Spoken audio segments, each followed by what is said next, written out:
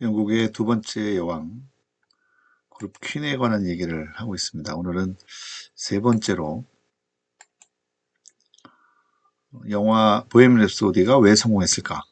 보헤미안 성공의 이유에 대해서 이야기하려 합니다. 저는 팝스토리텔러 김우찬입니다.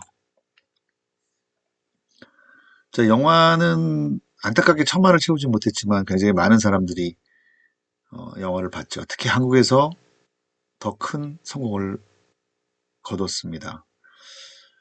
어느 한 부류의 나이대의 성공이 아니라 20대에서부터 50대, 60대까지 이 영화를 한 번 보고 두 번 봤다, N번을 봤다라고 흔히들 얘기하고 있습니다. 자, 왜 4050에게 이 보헤미안 랩소디가 특별했을까라고 생각하면 이 4050들이 대학 시절, 그러니까 70년대, 80년대는 우리나라의 대학생들은 당연히 짱돌 던지고 화염병 던지고요. 그리고 미국 성적 위에 불 붙이는 그런 시대를 살았습니다. 민주화를 위해 열심히 운동하던 그런 세대였죠. 그들도 꼭 그러고 싶었을까요? 고등학교 때 열심히 공부해서 대학에 들어가서 이제 어른 흉내도 내고 놀러 가서 캠프파이어 가면서 기타 치면서 노래도 부르고 싶었지만 그 당시에 우리나라는 민주화가 더 급했다고 생각했을 겁니다. 자, 그런 상황에서 팝송을 듣는다? 양키 노래를 듣는다? 쉽지 않았을 거라는 생각이 들죠. 물론 그런 얘기 할 때마다 저는 다소 그 자유롭지 못한 그런 기분이 듭니다. 저는 음악다방에서 DJ를 보면서 아르바이트를 했으니까요. 그래도 저는 이제 종로에서 일을 했었는데 일을 하러 가면 항상 종로에는 저기 대학로서부터 그 군중을 이루어서 독재 타도를 외치는 학생들을 만나요. 저는 일하러 들어가야 되니까 그들과 함께 하지 못했지만 저뿐만 아니라 많은 그때 20대들은 같이 하지 못했지만 아마 마음은 같았을 거라고 생각합니다. 그러니까 그런 양키들의 노래를 마음 놓고 듣는다는 건 어쩌면 배신행위일 수도 있었을 겁니다. 그런데 이제 40, 50이 돼서 이제 민주화가 조금은 이루어졌다라고 하는 이 세상에 살면서 자신들의 20대 때 누리지 못했던 퀸의 노래, 이 보헤미안 랩소디를 듣는 마음은 어쩌면 그때 누리지 못한 그런 자유와 행복감 같은 것들로 보상을 해주는 게 아닐까라는 생각을 합니다. 4050에게 보헤미안 랩소디는 보상의 음악이 아니었을까요? 자, 그렇다면 지금 2030에는 왜 그 노래가 또 그렇게 가슴 찡하게 들려올까? 정치적으로, 경제적으로, 사회적으로 좌절감을 느낀다라고 하죠. 특히 대학교를 나와도 쉽게 일자리를 구하지 못하는 현실, 힘들 겁니다. 정말로 힘들죠. 이 퀸의 프레디 머큐리도 역시 10대 후반에 영국 생활을 하면서 똑같이 자신의 어떤 소수자라고 하는 것 때문에 힘들었던 젊은 시절을 보냈죠.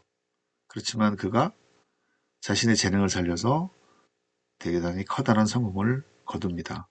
어쩌면 2030들은 프레디처럼 이 사회의 소수자이지만 프레디 성공의 대리만족을 느끼는 건 아닐까요? 4050이 보상의 음악이었다면 2030에게는 보헤미안 랩소디는 위로의 음악으로 들렸기 때문에 더욱더 이 영화를 한 번 더 보게 되었다고 생각합니다. 또 하나는 레트로에 열광하고 내 추억이 아닌 아버지 어머니 세대의 추억에 관심을 가져서 뉴트로라고 하는 새로운 문화를 만드는 그들에게 또 옛날 노래는 아주 매력적이었다고 생각합니다. 건축학개론이나 응답하라 1987 그리고 이 가운데 있는 인베이더스 이런 게임들을 다시 한다고 하지 않습니까? 조스바나 스크루바 주박바가 이렇게 나무꽃챙이에 꽂혀 있는 하드가 아니라 새롭게 바뀌어서 나온 다음에 월 300만 개가 팔렸다는 것도 뉴트로의 영향이죠. 이제 그런 것들을 기준으로 해서 주스바, 스크류바, 수박바가 뭐 껌이나 젤리, 아이스크림으로 나온다고 합니다. 자, 보헤미안 랩소디의 세 번째 이유. 이게 가장 저는 커다란 이유라고 생각합니다. 자, 그룹 퀸이 위대한 건 뭘까라고 얘기할 때 사람들은 퀸은 락 음악을 가장 유니크하게 해석한 밴드다라고 얘기합니다. 퀸의 음악은 다른 그룹들이 전혀 흉내낼 수 없으며 오직 퀸만이 흉내낼 수 있다고 하는 거죠. 락 음악은 각 나라에 이렇게 샹송이나 칸소네, 파두, 엔카, 락큰롤, 케이팝으로 변해면서 발전해 왔습니다. 대체 락 음악은 무엇일까요? 락 음악은 미국이 처음 그 신대륙이라고 해서 알려진 다음에 유럽 사람들이 들어가고 흑인이 들어와서, 물론 백인들이 신대륙에 들어온 거랑 흑인들이 신대륙에 들어온 것은 전혀 다른 목적이 있었죠. 이 백인들에게는 자신들의 기회를 갖기 위해서 들어온 거고, 흑인들은 노동력 때문에 들어왔지만, 어쨌든 좀 불우하기 시작된 미국의 역사였지만, 그 사이에서 흑인들의 리듬앤 블루스 그리고 칸츄리가 합치면서 락큰롤이 만들어졌고, 그 락큰롤을 가장 유니크하게 표현한 밴드가 바로 퀸이다, 이렇게 얘기하는 겁니다.